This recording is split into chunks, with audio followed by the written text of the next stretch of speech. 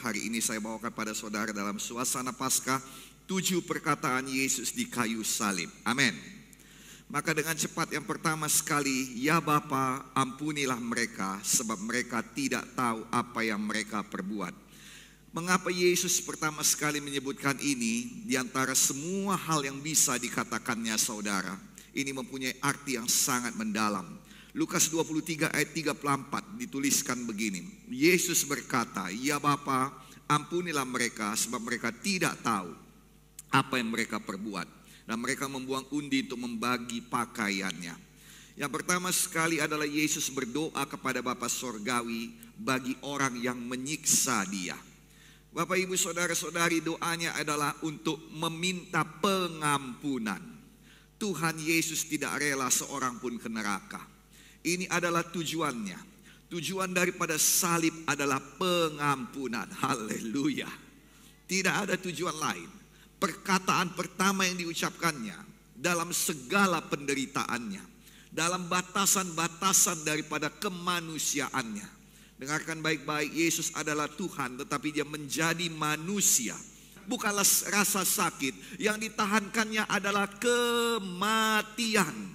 Dia tahankan dengan segala keilahiannya. Dia tahan itu kematian tidak bisa mengambilnya sebelum semuanya selesai. Saudara, rasa sakitnya luar biasa. Rasa tertolaknya luar biasa. Rasa terhinanya luar biasa. Dan orang dengan rasa sakit demikian pasti akan mati. Orang yang dihina demikian jiwanya tidak akan tahan. Orang yang tertekan demikian saudara hatinya tidak akan mampu. Tetapi Yesus menahankan itu semua. Karena misi utamanya adalah agar Bapa Sorgawi memandang padanya dan mengampuni Anda dan saya juga. Haleluya. Yang suka cita katakan amin. Yesus berdoa bagi mereka yang menyiksa dia. Siapakah yang menyiksa dia? Kita yang menyiksa dia. Kita orang-orang berdosa yang menyiksa dia. Kita yang berpikir bahwa kita bisa hidup benar tanpa dia. Kita yang berpikir bahwa kita bisa hidup beragama dan melayani Tuhan tanpa Yesus. Orang-orang Batak harus dengar, terutama mereka yang hanya 1 atau 2 kali datang ibadah pada waktu Paskah dan Natal saja. Lalu berpikir bahwa dia sudah menjalankan ibadahnya. Aku bukan orang jahat kok. Aku juga menyumbang bagi Tuhan. Aku juga melakukan pekerjaan Tuhan. Dari luar gereja, aku melakukan banyak hal untuk Tuhan. Sayang, dengarkan baik-baik. Ada satu orang yang melakukan demikian. Dia pikir dia melayani Tuhan. Dia pikir dia bekerja untuk Tuhan. Tetapi dalam satu jalan ke Damsyik, ke Damaskus, saudara, dia kena satu cahaya yang berterang dari langit. Lalu ada suara yang berkata, mengapa engkau aniaya aku? Dia berkata, siapakah kau Tuhan? Akulah Yesus yang kau aniaya. Oh my God. Kukira aku melayani Tuhan. Kukira aku melakukan kehendak Tuhan. Tetapi ternyata aku menyiksa Tuhan. Siapakah yang menyiksa Tuhan di kayu salib? Kita orang yang beragama. Kita dengan agama suku kita dahulu. Kita yang berkata bahwa mula jadi Nabolon adalah raja kita, Tuhan kita. Bukan, dia bukan Tuhan kita. Dia tidak mati bagi kita. Dia tidak berkorban bagi kita. Dia tidak datang bagi kita. Tuhan kita adalah Yesus Kristus. Kenal dia adalah Tuhanmu. Saulus berpikir bahwa dia menyenangkan Tuhan. Tapi ternyata dia menyiksa Tuhan. Tapi bagi dia yang menyiksa Tuhan, Tuhan membawakan satu misi. Bapa, ampuni mereka. Inilah dia semua tentang salib. Yesus menghidupi apa yang diajarkannya kepada kita semuanya. Lukas 6 ayat 27-28 dikatakan, tetapi kamu yang mendengar aku berkata kepadamu, kasihilah musuhmu. Berbuatlah baik kepada orang yang membenci engkau. Mintalah berkat bagi orang yang mengutuk kamu. Berdoalah bagi orang yang mencaci kamu. Oh, mungkinkah itu? Yesus menunjukkan mungkin kalau engkau punya satu misi dalam hidupmu, yaitu menyelamatkan jiwa-jiwa. Dan biarlah ini menjadi misi gereja. Biarlah ini menjadi misi kita. Biarlah ini menjadi satu kerinduan kita. Yesus tidak keluar dari kerinduannya. Yesus tidak keluar dari misinya. Dia pegang teguh walau penderitaannya besar. Dengarkan gereja Tuhan, pegang teguh misi Tuhan. Misimu bukan Hamoraon, Hasangapon, Hagabeon. Semua itu akan ditambahkan kepadamu. Misimu adalah menyelamatkan jiwa-jiwa. Pergilah sampai ke ujung bumi, baptiskan jiwa-jiwa, beritakan Injil pada mereka, jadikan mereka murid. Itu misi gereja Tuhan. Sampai hari ini misinya tetap sama, membela engkau. Kita tahu saudara, walaupun kita sudah menerima Dia, sudah menerima kampunan dosa, dikuduskan oleh darah Yesus, sering sekali kita masih melakukan hal-hal yang tidak berkenan. Oh saudara, sebagai contoh, khawatir. Siapa di sini yang sudah selamat tapi tidak pernah khawatir? Sebagai contoh, marah. Siapakah di sini yang sudah selamat menerima Yesus tapi tidak pernah marah lagi dalam hidupnya? Siapa di sini yang tidak pernah lalai? Tidak ada kita yang tidak pernah lalai. Tetapi Yesus tetap membela. Kenapa? Karena Dia punya misi dan Dia tetap pegang misinya. Saya minta gereja Tuhan, ingat misimu. Pribadi-pribadi Kristus, pribadi-pribadi anak-anak Kristus di sini, ingat misimu. Jangan lepaskan untuk yang lain. Apapun yang jadi, kesenangan besar datang, berkat besar datang, ingat misimu. Kesusahan besar datang, aniaya besar datang, ingat misimu. Dan kalau engkau digoncang, maka yang keluar ialah apa? Aku ingin engkau diselamatkan. Aku ingin engkau diberkati. Aku ingin engkau maju. Aku ingin engkau kenal Yesus. Aku ingin hidupmu diubahkan. Aku ingin engkau dipulihkan. Biarlah itu menjadi isi hati daripada pemimpin-pemimpin di Gereja Kemenangan Iman Indonesia. Yang sukacita katakan haleluya. Perkataan Yesus yang kedua dikatakan dalam Lukas 23 ayat 43. Kata Yesus kepadanya, aku berkata kepadamu, oh saya suka ini. Aku berkata kepadamu, sesungguhnya hari ini juga, bukan besok, bukan nanti, hari ini juga engkau akan bersama-sama dengan aku di dalam Firdaus. Tidak ada nabi yang berani berkata begini. Tidak ada pemimpin agama yang berani berkata begini. Tidak ada pribadi manapun yang berani berkata sesungguhnya hari ini engkau dan aku bersama-sama di Firdaus. Tidak ada yang berani menjamin ini. Hanya Yesus Kristus namanya. Haleluya. Dia berkata demikian kepada orang yang paling berdosa.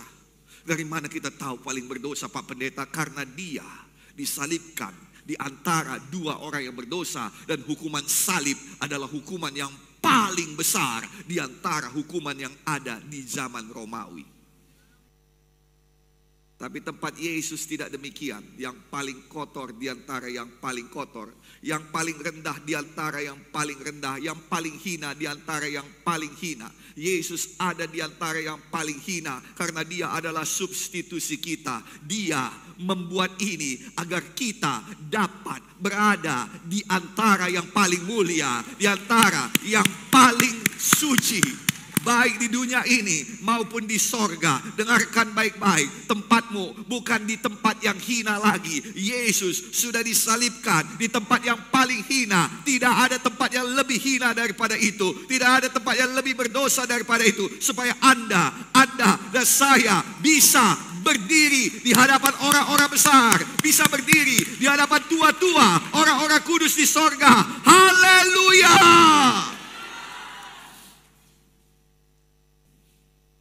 Kalau kau kenal Yesus, maka engkau akan menerima kegenapan janjinya. Hanya Yesus yang bisa berjanji hari ini juga. Dan ini bukan berlaku di kayu salib saja. Ibrani 13 ayat 8 berkata, saudara, Kristus Yesus tetap sama baik kemarin maupun hari ini sampai selama-lamanya. Jadi kalau dahulu Dia berkata hari ini juga engkau memiliki masa depan. Maka saat ini juga Dia berkata hari ini juga engkau dan saya memiliki masa depan. Hari ini juga kita diampuni. Hari ini juga ada kepastian. Haleluya.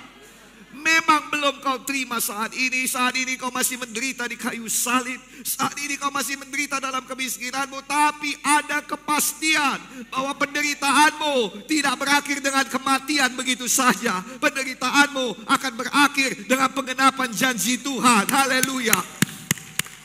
Adakah di sini yang menderita karena sakitnya?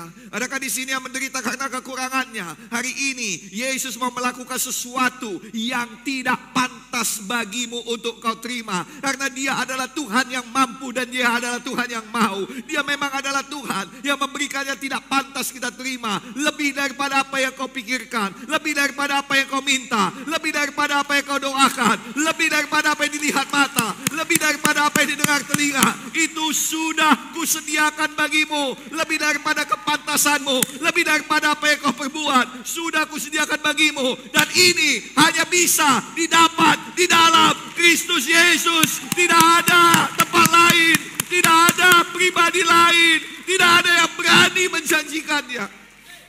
Hanya Tuhan kita, Yesus Kristus.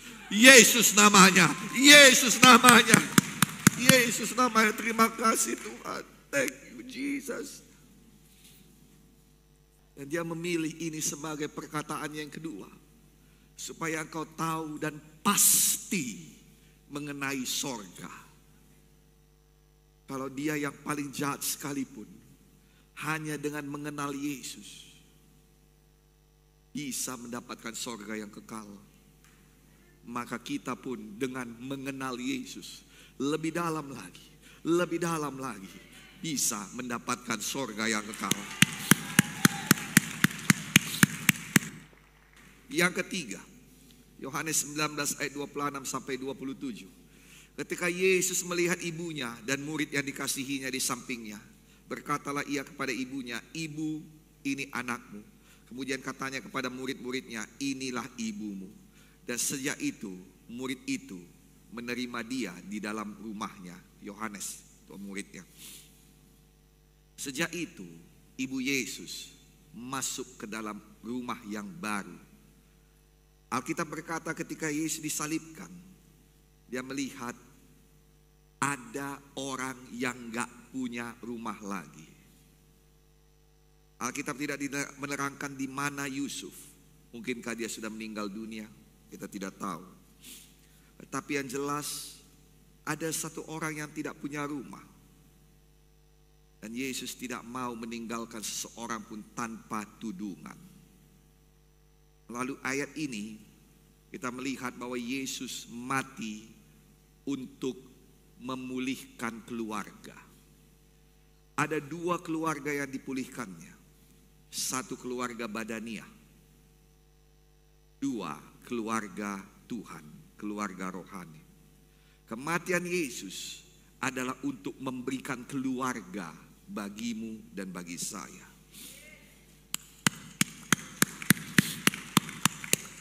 Haleluya. Ada keluarga baru. Ada keluarga Allah. Namanya Gereja Kemenangan Iman Indonesia. Di sini kita jadi keluarga. Yesus mati agar kita tidak di luar sana. Kemana aku pergi? Di mana perlindunganku? Ya, orang gila di luar sana tanpa rumah pun bisa hidup. Tapi hidup yang seperti apa yang dimilikinya? Tuhan tidak mau kau menjadi orang-orang yang berkeliaran di luar sana. Tidak mau menjadi pemimpin-pemimpin, hamba-hamba Tuhan, pengkhotbah yang berkeliaran di luar sana. Tuhan mau ada tudunganmu. Tuhan mau ada perlindunganmu. Tuhan mau ada tempat di mana kau bisa datang dan kau diterima. Tuhan mau ada tempat di mana engkau bisa datang dan di situ engkau bisa beristirahat dari segala jerih lelahmu. Bukan meninggal dunia, tetapi maksud saya ada rumah di mana kau bisa memulihkan kembali kekuatanmu.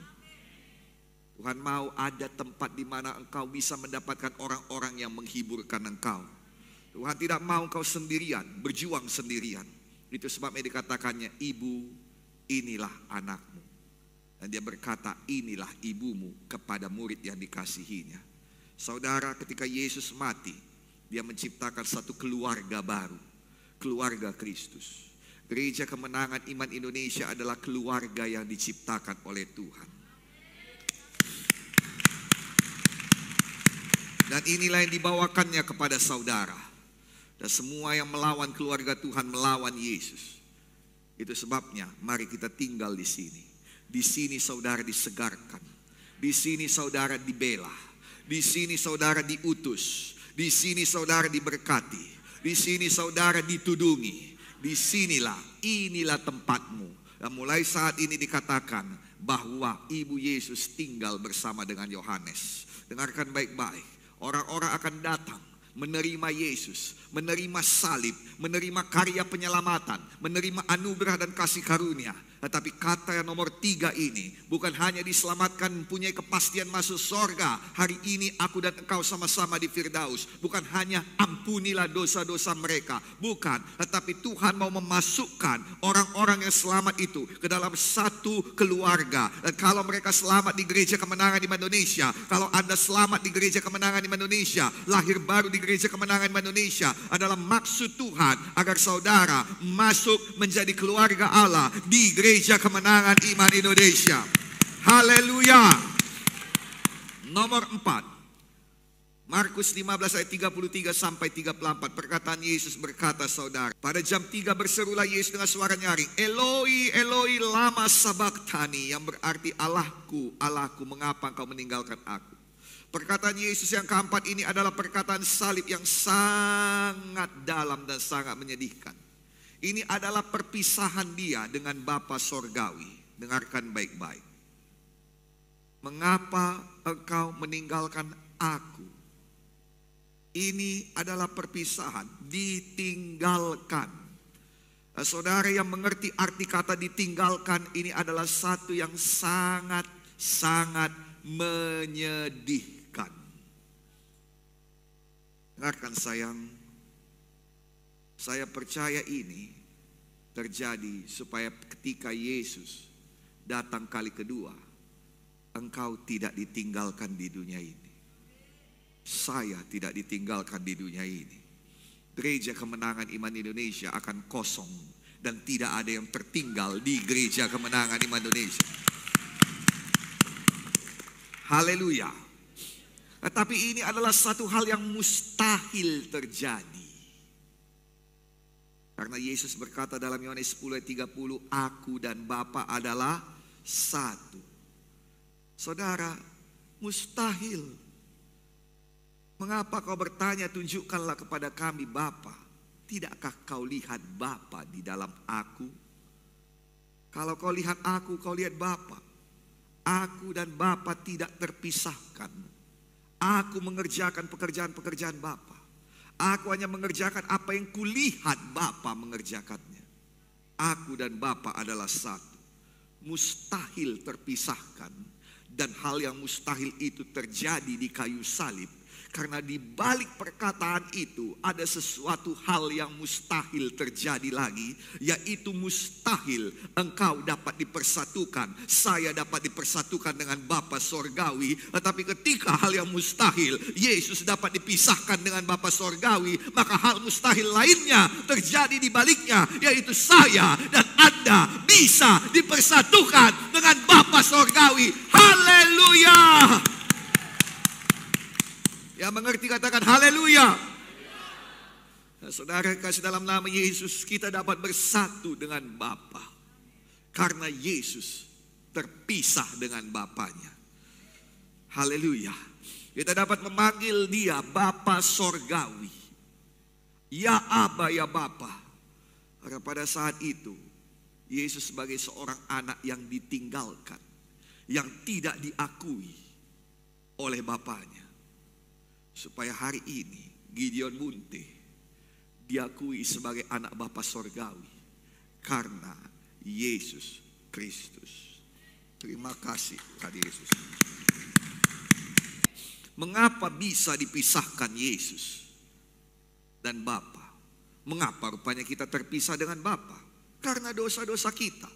Yesaya 59 ayat 2, tetapi yang menjadi pemisah antara kamu dan Allahmu, dengan Bapa Surgawi ialah segala kejahatanmu. Dan yang membuat dia menyembunyikan diri terhadap kamu sehingga ia tidak mendengar ialah segala dosa-dosamu. Lihat baik-baik, inilah yang terjadi di kayu salib. Yesus berteriak kepada Bapa Surgawi, Eloi, Eloi, lama sabachthani. Dan sorga tertutup, tidak menjawab. Saudara kekasih dalam nama Yesus, kenapa? Karena memang terbukti di hadapan Tuhan, di hadapan sorga, di hadapan Bapa Surgawi bahwa seluruh dosa-dosamu dan dosa-dosaku ditimpakan kepada Yesus. Dalam 2 Korintus pasal 5 ayat 21, dia yang tidak mengenal dosa telah dibuatnya menjadi dosa karena kita. Supaya dalam dia, dalam Kristus kita dibenarkan oleh Allah. Haleluya. Dalam Yesaya 53 ayat 5 dikatakan dia tertikam karena pemberontakan kita, dia diremukkan karena kejahatan kita. Ganjaran yang mendatangkan keselamatan bagi kita ditimpakan kepadanya. Oleh bilur-bilurnya kita menjadi sembuh. Inilah yang terjadi di kayu salib. Inilah kata-kata yang diucapkan Yesus supaya kau mengerti apa yang terjadi. Supaya gereja Tuhan mengerti apa yang terjadi. Nah, dia berkata, saudara, aku terpisah dengan Bapa supaya engkau bisa bersatu dengan Bapa. Bapak, Ibu, saudara-saudari, betul-betul dosa itu sudah berpindah. Dosa itu yang memisahkan antara kita dan Bapa betul-betul berpindah. Saya ulangi sekali lagi, betul-betul sudah ditimpakan kepada Yesus. Maka saya melihat orang-orang yang sudah disucikan. Engkau melihat orang yang sudah disucikan. Dengarkan sayang, kita tidak sempurna, tetapi kita telah menerima pengudusan dari Tuhan. Haleluya, terpujilah nama Tuhan. Ini yang membuat kau pasti. Ini yang membuat saya pasti. Tidak ada keraguan. Semua berkata tidak ada keraguan. Satu hari kita akan bersama-sama dengan Kristus di sorga. Amin. Satu hari kita akan melihat wajah Bapa Sorgawi. Nomor 5, Yohanes 19 ayat 28. Sesudah itu, karena Yesus tahu, semua berkata Yesus tahu. Saya ulangi, ini ayat hebat. Yesus tahu bahwa segala sesuatu telah selesai. Dia tahu, sudah selesai. Maka berkatalah ia supaya genap yang tertulis dalam kitab suci. Dia bukan berkata aku sudah selesai. Dia berkata aku haus. Loh, dia tahu semua sudah selesai. Dia tahu semua sudah siap. Tapi kenapa tidak langsung dikatakannya sudah selesai? Kenapa dikatakannya aku haus? Oh Pak Pendeta, bukankah Yesus sangat menderita di kayu salib? Dia dehidrasi, seluruh darahnya tercurah untuk mengampuni dosa kita. Habis semua air dalam tubuhnya. Dia disalibkan pada waktu teriknya siang. Dia kepanasan. Dan dia sungguh-sungguh kekurangan air. Gak heranlah dia berkata aku haus.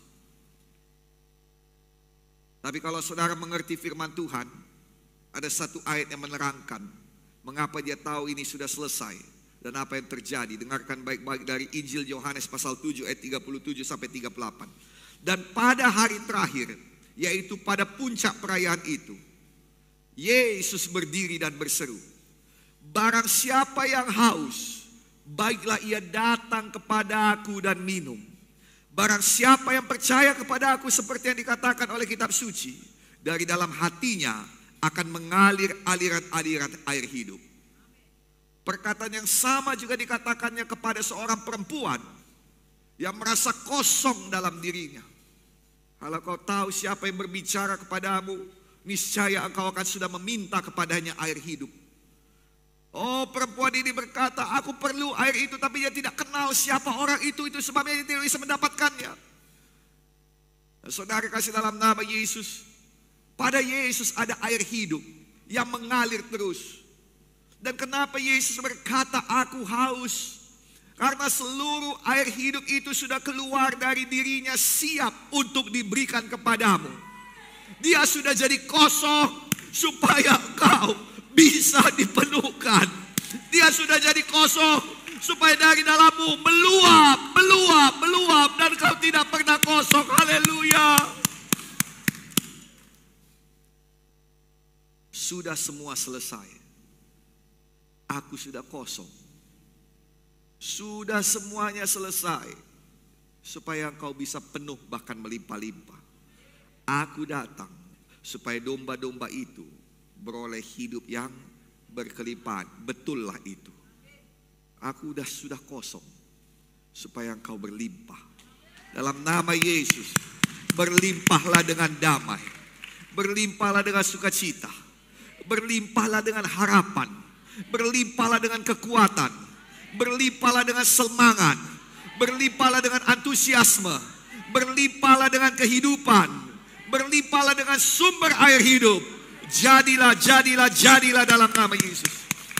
Nomor 6, Yohanes 19 ayat 30. Sesudah Yesus meminum anggur asam itu, berkatalah ia, sudah selesai. Lalu ia menundukkan kepalanya dan menyerahkan nyawanya. Kata sudah selesai diambil dari bahasa aslinya, itu teleo, yang berarti sudah selesai dikerjakan, tidak perlu ada pekerjaan tambahan lagi. Sudah selesai dibayarkan, tidak ada pembayaran tambahan lagi. Sudah tuntas, sudah selesai dengan sempurna. Karena Yesus berkata sudah selesai, artinya semua tuntutan hukum Taurat untuk hidup selevel dengan Allah Bapa digenapi oleh Yesus. Apa yang sudah dituntaskan, seluruh kebutuhan manusia baik di dunia ataupun mencapai sorga, sudah selesai. Apa yang diselesaikan, seluruh pemulihan hubungan antara Bapa dan manusia sudah selesai. Dan yang terakhir saudara, Yesus berkata, Bapa, kepadamu kuserahkan nyawaku. Lukas 23 ayat 46. Lalu Yesus berseru dengan suara yang nyaring, ya Bapa, ke dalam tanganmu kuserahkan nyawaku. Dengan demikian ia menyerahkan nyawanya. Tuhan Yesus menyerahkan nyawanya kepada Bapa Sorgawi untuk menunjukkan kepada kita bahwa maut tidak berkuasa lagi. Haleluya. Ya, semua manusia harus mati, tetapi dia tidak ada di tangan maut. Selama ini maut memegang nyawa semua. Tapi begitu Yesus mati, dia terjun ke neraka yang paling dalam, mengambil kunci maut, sehingga maut ditinggal tanpa kuasa lagi. Maut harus melepaskan engkau. Maut harus melepaskan kita. Maut dan kutukannya, maut dan akibatnya harus melepaskan kita. 1 Korintus 15 ayat 55. Paulus yang mengerti ini berkata, hai maut, di manakah kemenanganmu? Hai maut, di manakah sengatmu? Sengat maut adalah dosa, dan kuasa dosa adalah hukum Taurat. Tadi sudah dikatakan, sudah selesai. Tuntutan hukum Taurat sudah digenapi. Dosa-dosa sudah diampuni. Tetapi syukur kepada Allah yang telah memberikan kepada kita kemenangan oleh Yesus Kristus, Tuhan kita. Terima kasih Tuhan Yesus. Terima kasih Tuhan Yesus. Adakah saudara diberkati hari Paskah ini? Mari kita bangkit berdiri.